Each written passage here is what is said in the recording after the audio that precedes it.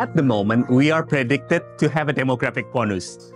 Demographic bonus itself, it means that we have more than productive rate or productive ages compared to the other one. So in between 2030 until 2040, we will have that demographic bonus. That's why the Indonesia right now is paying high attention to our youth. And in order to promote our youth, of course, then again, cultural exchange will be one of the most important principles in the country. And in order to get the cultural exchange for our youth, we are promoting lots of scholarship to send our youth to foreign countries. Because actually, Belarus, I need to say, it's the youngest consulate here. So, but for this very short-term period, we had a very huge and prospective results. And we see a bright future in our cooperation between Belarus and Hong Kong SAR. But we are open for all types of cooperation, from culture, from economic trade, including science and other sectors of our prospective cooperation. Thank you very much for this question. In Belarus, we value our youth as the promotion and as a further development of the country very much. The best opportunity to learn is from your own experience. But when you're young, your experience is limited to respected elderly and to your peers. So that is why education from one by one and from peer to peer is very important, because you are more motivated, more encouraged, and more successful. Because already you see what your peers can do and you know that you can either. So in Belarus, we value cooperation and sphere of education with China very much. And this year, the historical meeting between leadership of the Ministry of Education and Educational Bureau of South Hong Kong has happened. So we suppose that this policy will be enhanced and promoted. We promote diversity. We make sure that our young people interact with the world so that they get to know whatever is going to happen globally. Like every country, Pakistan is also focusing on the development of youth, whether through employment, education, engagement. And we are part of, this global youth exchange program.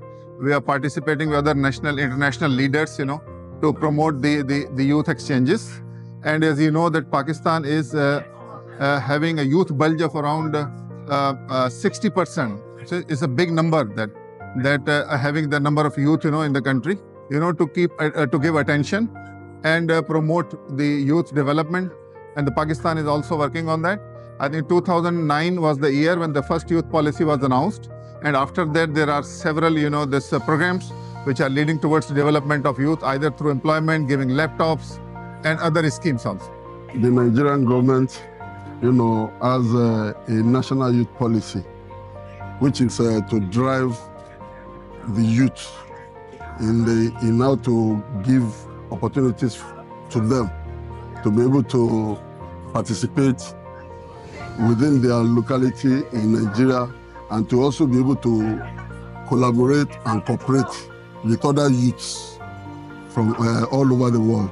So there was a policy that was released by the Nigerian government between 2019 and 2023, which is called the National Youth Policy.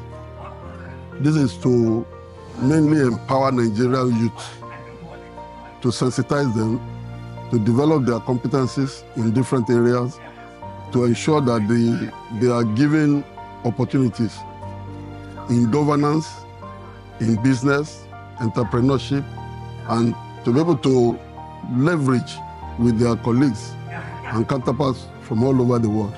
So these are some of the policy of government, which is to direct them to different areas of their endeavors. Bonjour. Sous la direction de Son Excellence Monsieur André Rajoelina, président de la République de Madagascar, la politique générale actuelle de l'État repose sur 3 piliers. Le capital humain, l'industrialisation et la transformation économique et la bonne gouvernance. Le capital humain, le premier pilier englobe la nécessité de prendre soin de la jeunesse du pays dans le domaine de la santé reproductive, de l'éducation et de l'emploi. Par ailleurs, même s'il n'y a pas de mention spécifique des échanges internationaux dans la politique nationale de la jeunesse à Madagascar, Madagascar encourage la participation et l'implication de la jeunesse malgache dans les échanges internationaux, y compris à travers l'éducation, le sport et les activités culturelles. Par exemple, les étudiants malagasy dans les technologies de l'information et de la communication ont activement pratiqué dans les compétitions antiques organisées par Huawei depuis quelques années, ayant eu ainsi les opportunités d'interagir et d'établir des amitiés durables avec leurs pairs étrangers, y compris les étudiants chinois, lors des finales tenues à Shenzhen. That is very important because people are more eager to believe those who they know in person. And that is why when persons educate each other and when they try to educate that learning is actually vital. It's a personal example and peer-to-peer education. We see the bright opportunities and bright future in cooperation with Hong Kong in a lot of sectors, a lot of spheres, including youngest population, youngest generation, and we think that organized collaboration between our experience, between our knowledge and using Hong Kong knowledge, we can create something new, not for only us, not for you ourselves, for Hong Kong, for Belarus, for China, but for all other nations and other countries. That's why we think that it's very important to cooperate with Hong Kong in all sectors, mentioned sectors before. Yeah. Thank you. I think globalization is one of the things that we cannot avoid. And the key for us to get ready to enter into globalization is cultural exchange. Like we have to understand other culture, other civilizations, and we need to start from the youth. So it's not a class of culturizations, but we try to promote how one culture can complement other culture. So this is why we need to promote the exchange of culture between countries, between regions from all over the world. So based on this, Pakistan is also promoting the tradition and the history of more than 5,000 years. And then they are promoting and exchanging particularly with the mainland and Hong Kong also. We do participate in a lot of events here, particularly Asian Cultural Festival and the recent Asian Cultural Cooperation Summit. Our cultural minister also came here. So these kind of exchanges will promote further development and involvement of the youth and leading the delegations from one country to the other. I think this is important for the development of youth through culture for both the countries. It is very, very important because, the world is a global village now. Whether you are in Africa or in any other part of the world, there is a need for you to be able to know what is happening in other areas, other parts of the world. When youth come together, they are able to understand each other better. It fosters understanding. It also helps them to engage and develop their competencies. There are so many benefits that can be derived from that. When people understand each other, there is less friction, there is less strife. Tel que souligné par le président Xi Jinping dans son initiative pour la civilisation globale, les échanges et les apprentissages mutuels entre les civilisations sont des moteurs importants du progrès humain, de la paix mondiale et du développement. Dans le monde global d'aujourd'hui, il est ainsi important que les échanges culturels soient encouragés et soutenus afin que les jeunes gens d'aujourd'hui, qui seront les dirigeants et les acteurs du futur, constituent une perspective internationale et deviennent les acteurs éminemment de la paix et du développement. Belarus is the greenest country of Europe.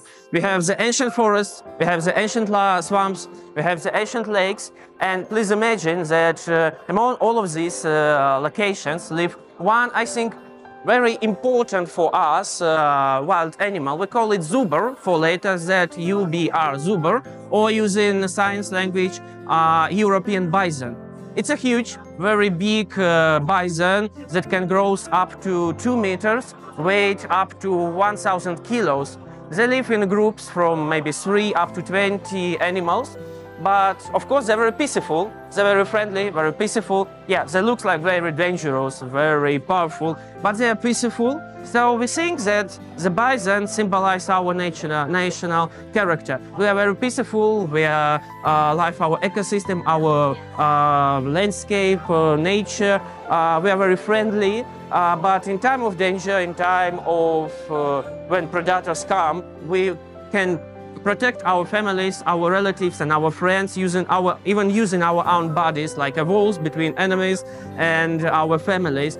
That will be a very hard question because Indonesia is a very diverse country. We have lots of collections of flora and also fauna.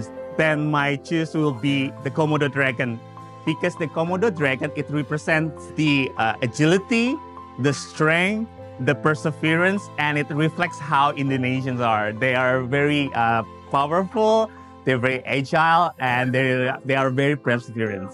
But we call it Markhor, M-A-R-K-H-O-R, and it is like deer, family, having deer horns like this. So I think this is the one which we are developing, promoting, and then the generation of this. This is found normally in the area of the Karakoram range. Fish eagle. We find it even in our national flag. Even here, we can actually, it's actually there. All our other important monuments, their bird is actually engraved. Even our national dresses, we've got our national dresses on the fabrica. We find the bird is actually, you can identify that this one is Zimbabwe through just looking at the bird, then you know this one is Zimbabwe. It represents the resilience and also gives us a brighter future. I would say the eagle. The eagle. The eagle,